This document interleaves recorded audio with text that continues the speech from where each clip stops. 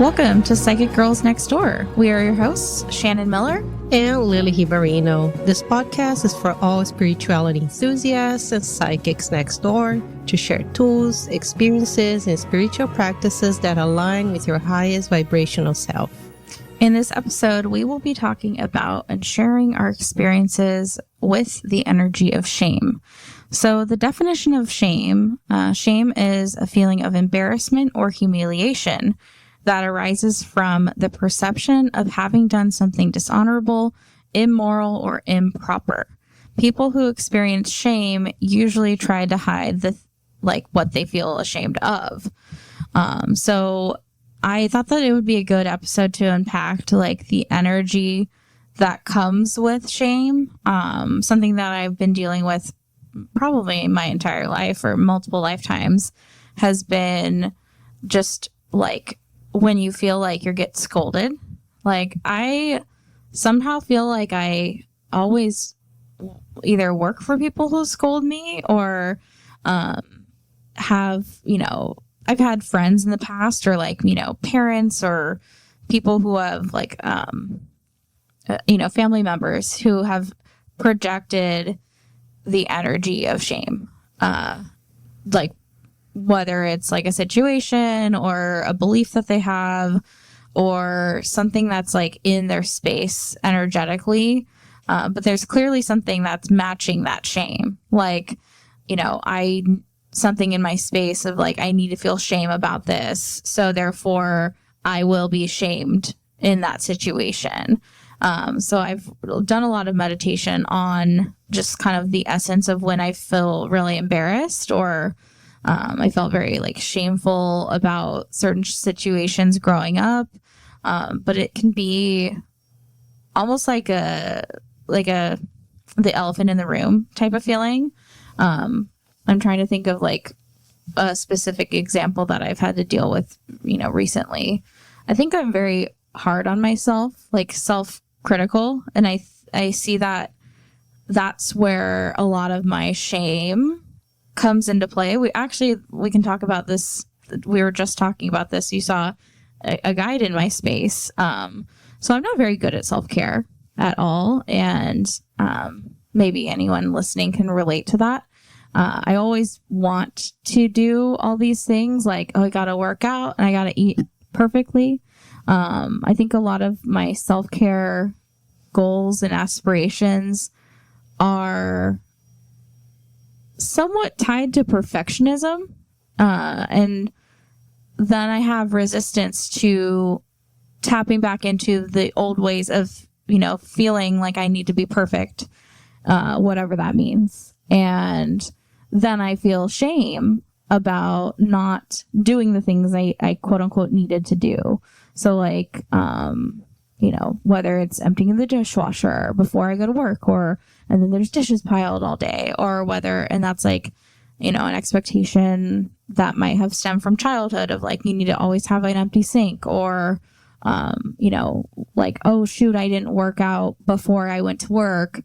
Therefore I know myself, well, I'm not going to feel motivated to work out when I come home. And then that's another day of not working out. And then it's another day of not taking care of myself. So it becomes this perpetual inner circle of shame of it's not even coming from anyone externally anymore. At this point, I feel like I'm in control of my own shame, but then it's am I in control of it or is it controlling me? So that's something that I've been recently dealing with of figuring out how do I not feel shame for not taking care of myself? Or if maybe it's just a matter of rephrasing it of not taking care of the phrase not taking care of yourself. What does that actually mean? So I think I've been really struggling with that concept of I'm very good about taking care of other people. That's where I thrive. And that's, especially at work, I prioritize work lately over everything because it's making me money, and money provides me the ability to buy things and, experience different things that, cost money and being able to take care of my cat and buy her food and treats and whatever it is. And I see that like that pattern of pouring my heart and soul into work, like, yes, it's paying off at work, but it where else is it paying off? And it's not necessarily like a lot of my time is spent either at work or thinking about work. And so it's kind of bringing my attention back to where is your attention? And, you know, but then it brings me back to that place of shame of like, oh, it's all at work. And I feel like I don't have enough time to take care of myself. And then it's like this constant, like, you know, like the angel and devil. It's at this point, there's no angel. It's just the shame devil on my shoulder. But yeah, how do you? Yeah, I think it's interesting how shame is very attached to judgment. Yes. Because one of the underlying reasons that we feel shame is the fear of being judged by others and judging ourselves. Because you judge yourself, oh, I didn't do this, I could have done, should have, would have, right? That narrative. And then shame yourself for not accomplishing that. And then you feel shame for feeling shame. So it's kind of this vicious cycle that it kind of just perpetuates itself. And it's hard for people to get out of this narrative of shame. And I think shame has been so embedded in our society, probably since humanity has gained consciousness. And if you think about it, it's tied a lot with religious energy, a lot of, being a woman. There's a lot of shame around that. And I think we also grew up in a culture that brings a lot of shame because there's a lot of comparison. Oh, I don't look this way, so I'm not good enough, so I feel shame.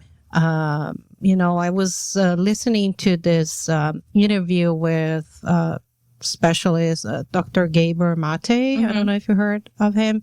He's a trauma specialist, and he was just talking about how a lot of addictions and how people get into unhealthy patterns, it is because they feel this deep shame about things in their lives.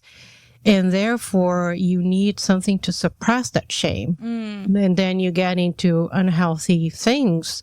And I thought it was just a very interesting way that he framed that. You know, how it can be the underlying reason of why people get into a lot of unhealthy patterns and behaviors. I can't think of a single human being that probably haven't felt shame.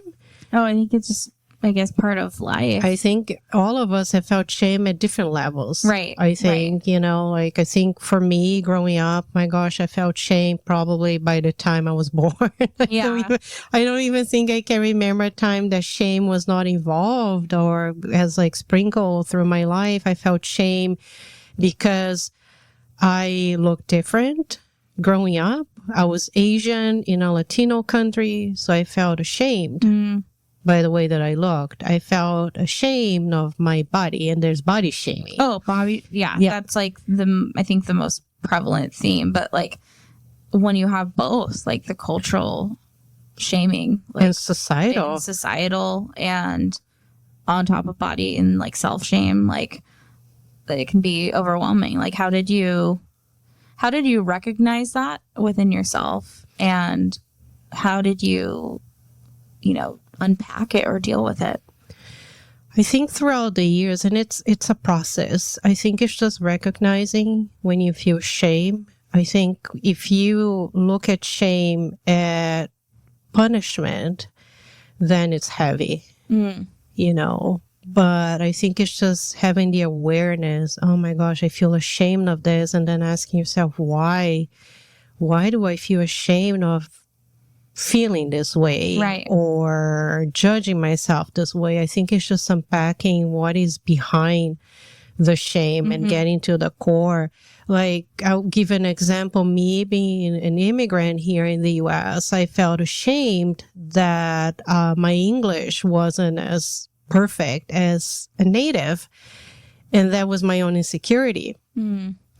there I felt ashamed when people would kind of make fun of it or they would point that out. Mm-hmm.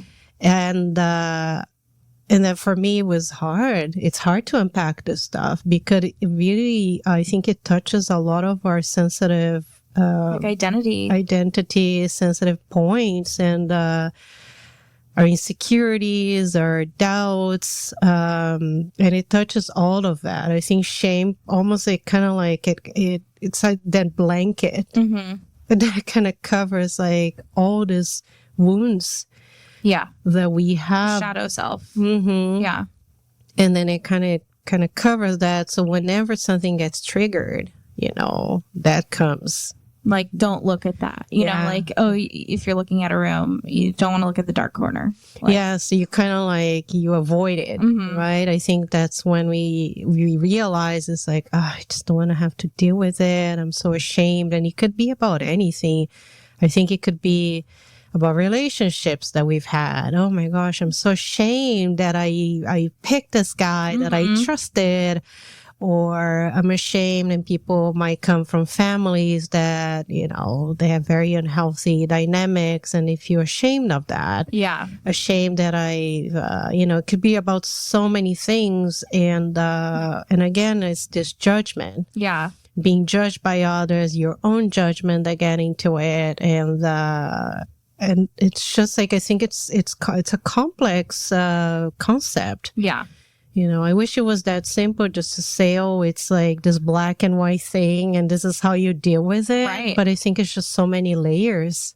How did you deal with all the shame that you felt or you've been feeling? As a kid, definitely like bottled it up, like stuff it down, act like it didn't happen. Like, Same. Like denial, like 101. But then it just sticks in your body. And I realized like, probably a lot of my like food, like things that where I've had to control, like, my eating habits. I think in the last episode, I talked about my weird goldfish obsession in 5th grade. Like, I probably felt a lot of shame around my body. But then it's like, how do you cope with it? And then it's ironic that I coped with it by eating, tons of goldfish, like, because I hated the body that I was in at the time because of, family information about like, you got to be a certain way to look pretty, to get a man.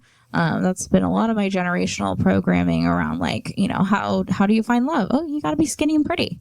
And I'm not skinny, and pretty is in the eye of the beholder. So some days I feel pretty, and then some days I feel like, Charlize Theron in Monster, and that's okay. Oh my gosh. Like, and that's okay. Like, well, you're not that at all. No, but like, like grubby and rolling out of bed, and maybe I didn't shower that day, and then I have to go to Target, and I'm not wearing any makeup, and I'm like, did I wash my face? Like all those, and it doesn't happen too often, but it's like when those moments happen, it's like, oh, how's your mental health today? Like, did you check in with yourself? And usually when I'm in a place of like, sometimes I'll want to like escape, like mentally, like I'll just go off the grid. Like I won't answer people's text messages. I won't do the things that I need to do, whatever that is, or do the absolute bare minimum because I want to mentally escape. And I've been dealing with this, like this feeling of needing to escape for a while. And it comes in and out based on like how much responsibility do I have? And I see like me just wanting to float away mentally, like leave my body and not be grounded and just do the absolute bare minimum. Because so you avoid. I avoid. So you don't have to deal. So that I don't have to deal with the feelings in my body, whether it's physical related to my body, like me not working out consistently, and I feel shame around that, or like because it's not, I'm getting older, whatever it is. Like right now it's like I'm getting older, I should be working out, I should be taking, it's a lot of should energy. And like when you should all over yourself, it's like that attracts, I think that can attract shame. So yeah, I don't think it's like an easy thing to even admit sometimes that, oh my gosh, I feel shame or there is shame in my space. And sometimes it's even hard to label shame because it's just like all these different things, right? Avoidance and judgment and doubt and insecurity. But I think with shame, one of the things that I found helpful around whenever I'm feeling shame is to bring a little bit more self-acceptance and just accept whatever I am at this moment. And we feel a lot of shame, things that happen in the past most of the time. Yeah. And just, accepting that things happen and that was the experience and there's nothing that I can do to change it, but I can change how I move forward. Yeah. So I can bring more self-acceptance. Doesn't mean that whatever happened was okay, because it might be, situations of abuse or violence or disrespect. But just being in the space where you have the self-acceptance, but also compassion. I think compassion is a very good antidote against that. Feels good. Feelings of shame, because the more compassionate you can be about yourself, and you can bring this energy, and I would say, especially around your heart space, we say here the heart chakra, but if you're not familiar with the term, just like the heart space, just bringing more of this energy of compassion really helps to soothe this heaviness of shame. Yeah. Because then you can really bring the energy back to you. Yeah. So bringing this back to you and not letting this shameful energy just kind of like take over. Oh, yeah. Because it becomes this like rigid box of like, if I'm not conforming to like, let's just take my self-care checklist. It just is always ongoing. And it's almost like I'm setting myself up for failure of this belief that I have to do all these things throughout the day to check it off the list, to just say, okay, cool, I took care of myself. But yet I'm not having fun when I have to confine to that list. And then I feel like accomplished, like hyper productivity. I feel, like mentally sound, but then that gets to be kind of overwhelming for me.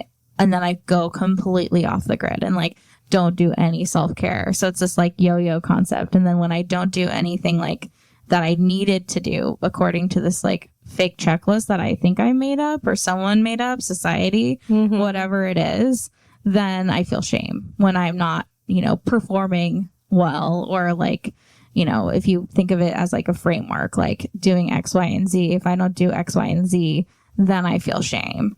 And I see that that's totally related to this like fake checklist that I have. Yeah, what's self-imposed too. Yeah. And I think we've been so conditioned to have this list of things that we need to accomplish. And in reality, there's no list. Right. There's no... You're making it up. Yeah, there's no finish line. There's nothing. You do whatever you feel like doing. If you can do things, on that day that you feel accomplished, great. If you don't, there's always the next day.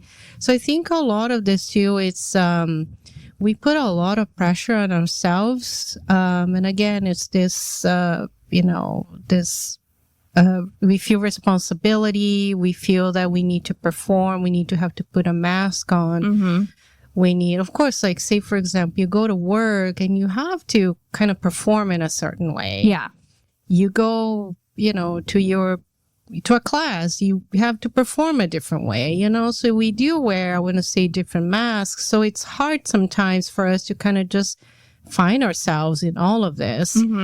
And I noticed that whenever people kind of get out of those spaces when they're not performing, it gets very confusing. And people get very ungrounded because like, oh my gosh, who am I? But then if you're not performing in that sense, or you're not performing well, or you're not accomplishing or checking off your to-do list, that means that you're not either not good enough, you're not worthy enough, and then you go into the cycle of shame because I didn't perform that well. So it's it becomes like there's like all these layers that just kind of pile on top of each other. Oh, it's a shit pile.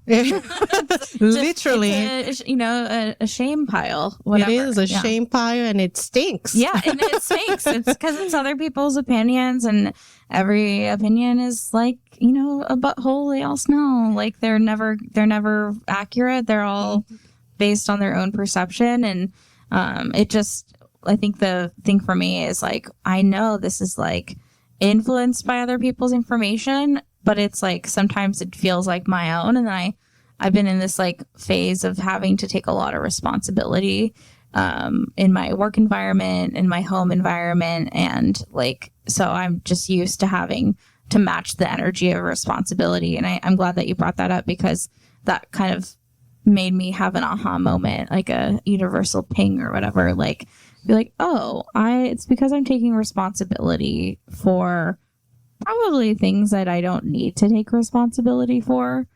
And then when I'm like not, accomplishing those excess things that I just like feel like the need to just like do and take over, and whether it's like me trying to control a situation or whatever it is, like, and then when it doesn't go my way, or quote unquote, what is my way, right? Like when it doesn't go your way, then you might feel feelings of shame or feelings like you lost control, or like, if you're ever in a situation where if you're trying to be like sober, like being able to, when you fall off the wagon, let's kind of bring up that example. Like, there's a lot of shame that comes with that. And this constant need to, be clean, whatever that means, whether it's like, clean from drugs or marijuana, or like, drinking, whatever that is. It's a framework, right? So you like have to follow the framework of being sober. And when you aren't, and when you fall off of the framework, there can be feelings of shame involved.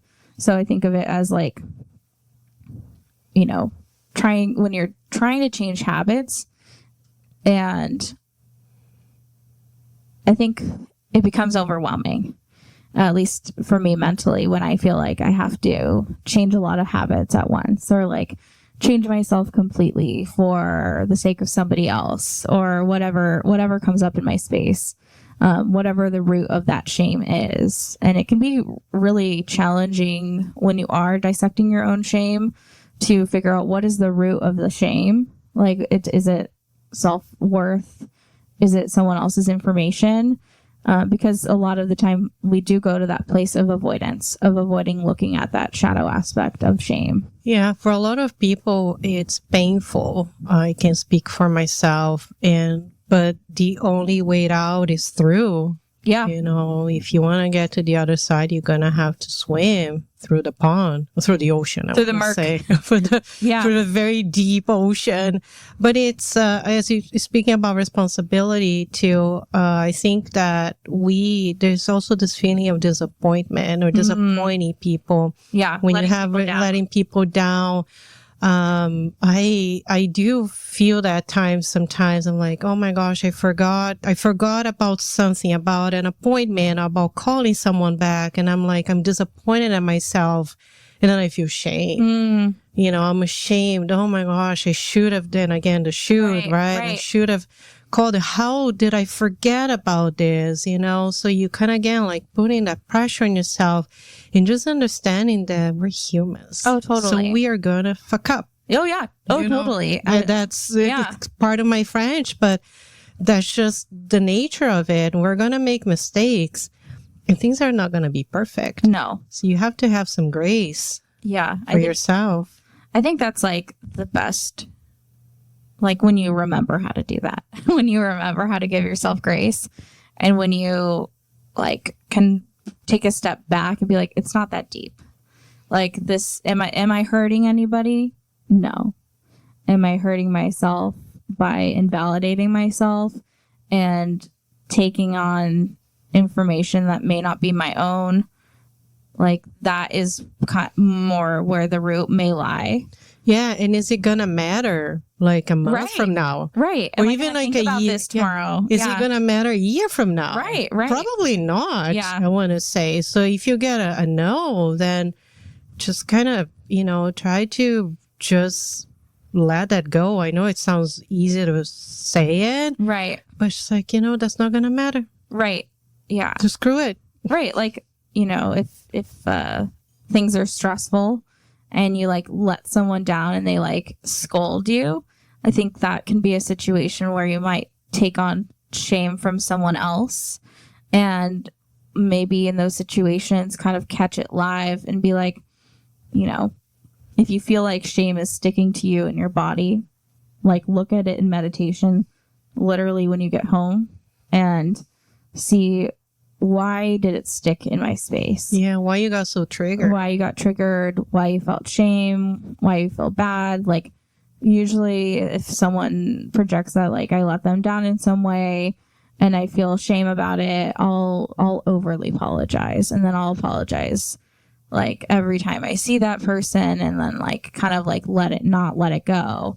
And then it brings up the shame all over again. So it's kind of like a reminder to maybe acknowledge, like, did you even need to take on the shame in the first place? Or was that somebody else projecting like something onto you? And I see like a lot of the shame that I have is probably a projection of society, of like not being as hyper productive as not doing everything I need to do. Like Marsha Brady, symptoms of like wanting to do everything, but literally I can't. Yeah, and it's a perception. Yeah. Right? So you have this perception that you have to be perfect, or you have to know how to do things, and or like be the expert, and when you're not. Yeah. And then I have to have all the answers. And reality is like, no one does. No, we're literally all making it up. We're basically learning as we go in this lifetime. Some of us maybe learn the hard way, so that's why we might look like that we know what we're doing, but life doesn't come with a manual. So you just kind of have to do the best that you can. But I would say that, with shame, I think there are, of course, it depends where you live and what type of society and community you live in, where shame is very predominant. And I know it could be hard, to kind of really free yourself. Right. Break away from the shame. Generational shame. If you are living in an environment where shame is used to manipulate or use as punishment, to kind of mold you into behave a certain way, or what is believe certain things. Yeah, what is expected from you.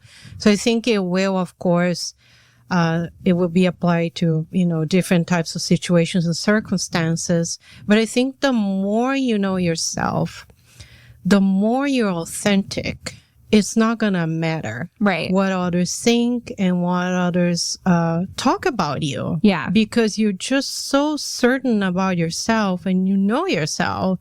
So it's like, doesn't matter. Yeah. It doesn't stick into my space. It's kind of like throwing, what is that? Remember the toy that we had when we were kids that you like throw into the wall and it just kind of like, it's like this jelly thing. Oh, yeah. Yeah. It sticks to the wall, then it just kind of starts like the hand going down. Yeah. Like it doesn't really stick to the wall. It just kind of goes down onto the floor. It's kind of like that. That's kind of how the energy that I see is kind of thrown at you, where you're like, whatever. Right. That's their opinion. That's none of my business. Right. Yeah. But easier than said than done. I have to say it. Oh, totally. Like in the moment, it can be, I definitely would say and recommend, like when you are looking at shame projected from other people, maybe look at it like a couple days. If you can neutrally look at that situation in meditation and catch it as soon as possible, great. But sometimes it takes like a few days to kind of recover from like a shame spillage or a shame splatter, where you just feel like you're all up in your own shame, or somebody else like splatted their own shame onto you, or, like this belief that you need to feel shameful about something. And sometimes it can take a few days to like just get over that situation and just be able to look at things neutrally, at least in my personal experience. Like if somebody shames me and I'm already in self-shame, it's like usually that's where it happens, right? It's like attracts like. So yeah, it becomes like a snowball. Oh, totally. It Yeah. just kind of piles on top of what already exists. Yeah. So this has been good to talk about today because I'm like, oh, I need to give myself some grace because, you know, why be in this mental hell of self-invalidation and self-shame when I can feel at ease mentally and create space for the things that I actually need to do. And maybe I'll enjoy going on a walk or working out or taking care of quote unquote self-care stuff that are on my list of things that I ideally need to do. And then also like take a look at your list of things that you absolutely need to accomplish every day. Are all of them realistic? Do you need to do them that day? Like what are the like kind of maybe like the bare minimum list so that you don't get in micro pockets of self-shame like I have been in recently. Yeah, and if others throw shame at you, which is, you know, the most popular probably sort of situations, it's just thinking about in a way that it doesn't matter. Does Right. this person's opinion or even society doesn't matter? How does that affect my life? Right. Is it going to matter a year from now? Is it dictating my life? Does it serve me? If the answer is no, I would just say, you know, Release it, send it back. yeah, just return that energy and just own who you are. Because I know that shame can be very subtle sometimes. Oh, yeah. Comes in very subtle forms, but it can also be very aggressive. It's it can like just the be smudge from Fern Gully. Yes, it can come, you know, in many different forms and ways. It can come in conversation. It can come from relationships, and it can come, you know, it's many different forms and shapes. But I think one is just like recognizing and becoming aware. Where do you feel shame? Maybe you feel shame in your body. Right. Maybe there's a sensation in your body. Like for me, I feel like this rush, like there's a heat that kind of like it kind of like it almost takes over my body. You know, I feel this rush of just kind of coming that comes from like my gut, and it just kind of travels all the way up to like my cheeks, I want to say. So that's kind of how shame feels in my body. Yeah. So it's important to recognize that. Where does it feel in your body? And just kind of allow that just to kind of come. Yeah. And it just goes. So it's a temporary feeling. Yeah. The problem happens is if you let that kind of live and just take room in your body. Right. Totally. Like, I think I have like some deep childhood wounds that have a little bit of like sticky shame in my second, my fourth, and my fifth. Like I feel like I can't talk about it.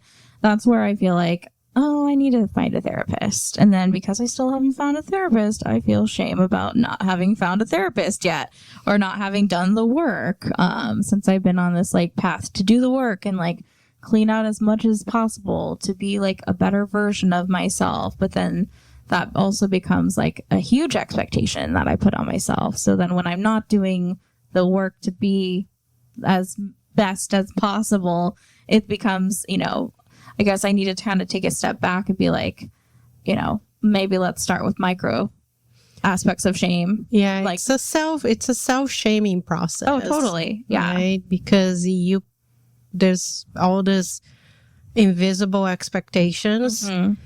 And then because we can fulfill it, then we bring shame. So we kind of want to take our power back. Yeah. And not let shame kind of take the reins out of our lives. And again, if you need to unpack, you know, feelings of shame or situations when you feel shame, I think it's always a good idea to speak with a professional. whether it be a therapist, psychologist, or counselor. Maybe you do have a friend that you trust. Oh, excuse us with the background noises. We do have a very special guest. Yeah, Zoe. Zoe that has a tail and then she has fur. She just grunted. Yeah. She wants to, I guess, join the podcast. So she has a lot to say too.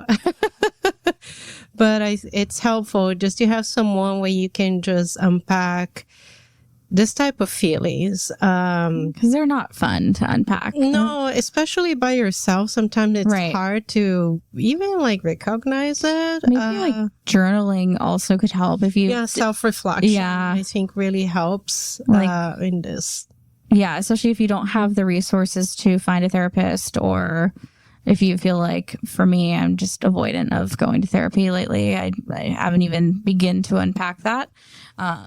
And, maybe on a future episode, you'll find out why. But I think like maybe journaling, and when you do recognize the feeling of shame in your body or in your space, like maybe writing down like, okay, when you are in your safe space, whether that's at home or in your car, or like any type of moment where you feel like you can feel safe to have a moment to decompress and really reflect on like, okay, I did not like that situation. Why did I not like that situation?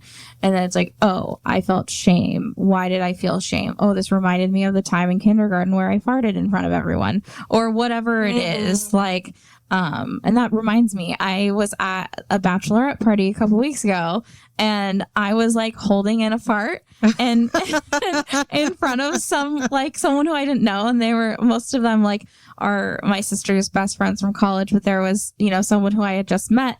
And I'm like, I usually try not to fart in front of people I just met. I try not to fart in front of people at all, but sometimes it happens. And sometimes you eat like just a lot of chips that day, and things that you normally wouldn't eat, or you traveled, and it was all of the above for me. And we were holding this 10-second selfie photo, and literally at the end of that 10 seconds I just let it rip, and we all died laughing. But the amount of blood that rushed to my face, I don't blush often, and I don't really get embarrassed too often, but I was so embarrassed because I'm like, I don't know her. She could find that disgusting. I could be just absolutely gross to her, whatever embarrassment thoughts that came up. And then I found out a couple of days later that she was like, oh, I just love Shannon. She's so authentic. That's awesome. Yeah. I mean, honestly, it's more about ourselves than it is sometimes about others. Right. Exactly. People sometimes they don't care. Oh, no. People don't have time to be they're not worrying. thinking about it. People are worrying about their own stuff. They don't worry about what we're doing. Right. Right. I mean, I don't care about that stuff. The more authentic people can be around me, and I hope I can facilitate that for people just to feel free to be themselves. Absolutely. That's my goal too. Oh, totally. But another thing that I thought about too is that not only us recognizing when we feel shame, but also because it goes both ways, us shaming others too. Right. Have we ever caught ourselves judging others? And I have to, I had a situation this past week where I work with children, and children, sometimes they like to be naked. They don't like to wear clothes. And if you work with children, you have children, you probably relate to this. And one of the kids, he was wandering naked and wanted to show me his private parts because, they're very curious. They don't have this this whole, what is it called? They don't feel shame around their bodies. Right. So he was just curious, and he was just telling me and showing me his private parts. And then and he didn't mean anything by it. He's just genuine curiosity. He was just he thought he was funny. Yeah. And at that moment, I caught myself not going to the space of saying, oh my gosh, cover yourself up, and trying to traditional punish and judge. And I caught myself right at that moment, and I looked at him. I'm like, I know, right? isn't it so cool that you have all these fun body parts? So I tried to kind of make a joke out of it. But then I told her, it's like, listen, I've been taking care of you since you're a baby. So it's nothing new. Yeah, there's nothing new here. So I try to make it like in a fun way that the child didn't feel ashamed of himself for just being a child. Right. And I was like, wow, I felt proud of myself at that moment, but then I did say like, hey, listen, but we're going to go out, but we're going to have to put clothes on. And he was okay, so I didn't like create like this uncomfortable situation. So I think it's also us not only recognizing that we can be the victims of shame, but we also can be the perpetrators of shame too. Right. Like, maybe we see someone that is dressed a certain way and we're like, oh, look at how they're dressed. Right. Oh, wow. Like they're talking so loud and, like all this type of, judgments and sort of, throwing this energy at people. So I think it's us also owning that too. Not only, of course, we have received shame in so many different situations, but hey, I'm going to call on myself. I think that's amazing that you caught yourself in the moment before you went to the place where maybe somebody told you that as a kid or many times on something you saw on TV or like the usual, usually when people are naked in public, the default response is cover up, whatever it is. Like, what are you thinking, right? So you go into this, it's immoral or anything like in that sense. And I think for me, working with children for me has definitely triggered a lot of memories around being shamed. I was shamed a lot when I was a child, whether because I was a tomboy when I was a child. I don't know if I ever shared that with you. No, I don't think you have. I was I like to climb trees. I didn't like girly things. And that has changed a lot because I'm the total opposite today. But I was judged. Right. Because of that. Like, but you're a girl. Gender norm. Yeah. No, that's not what girls do. That's not what girls say, or that's not what girls wear. So I promised myself that in this journey, I am going to be and do things for these kids that I never received as a child. Yeah. So whatever invalidation I received I am not going to pass that on. That's amazing. I am going to go into the space of validation. But this takes work and it didn't happen overnight. And acknowledgement. Yeah. And self-awareness. Mm-hmm. I think the more aware you are of yourself, then you can relate to others and have empathy and compassion for others too. So I think it is a journey and a process that goes both ways. Yeah. Right. It starts with you. Right. And then you kind of create a ripple effect towards others so you don't perpetuate this energy of shame. I think that's beautiful that you were able to catch, some programming that you may have been lingering in from your own experiences around shame or feeling shame by other people and catching that and not projecting that. I think that's where the change starts. And I love this new generation. Everyone talks about Gen Z, but Gen Alpha, I think Gen Alpha is the next generation of where we're going to see a lot of just take gender norms into play. I hope that just keeps getting unpacked. Yeah, we're questioning too. Questioning gender norms. Questioning why are you shaming me? Right. Why? Right. Who are you? Right. Why are you judging me for wanting to wear a dress when I am traditionally a man or a boy or, born a boy, but maybe they are non-binary and wear whatever you want. Yeah, I feel blessed that we are able to see all this, this transition, into our consciousness levels and how we are growing and evolving as humans and not letting this type of stuff dictate, our lives anymore because it's exhausting. Oh, it is. It just takes up space and it's old information that doesn't serve people anymore. And everything I'm saying right now, I'm just I need to just listen to the words that I have to say. It's a healing experience. It is, yeah. It is. Yeah. But I hope you guys enjoyed this episode, and hopefully you took something insightful and useful around our conversation and our own experiences. But we would love to hear your stories. If you have, what do you think about shame? Have you ever felt shamed? How did it play in your life? And you can find us on Instagram, TikTok. We're everywhere. So follow us, leave us a comment, and we look forward to our next episode. Thank you so much from the Psychic Girls Next Door.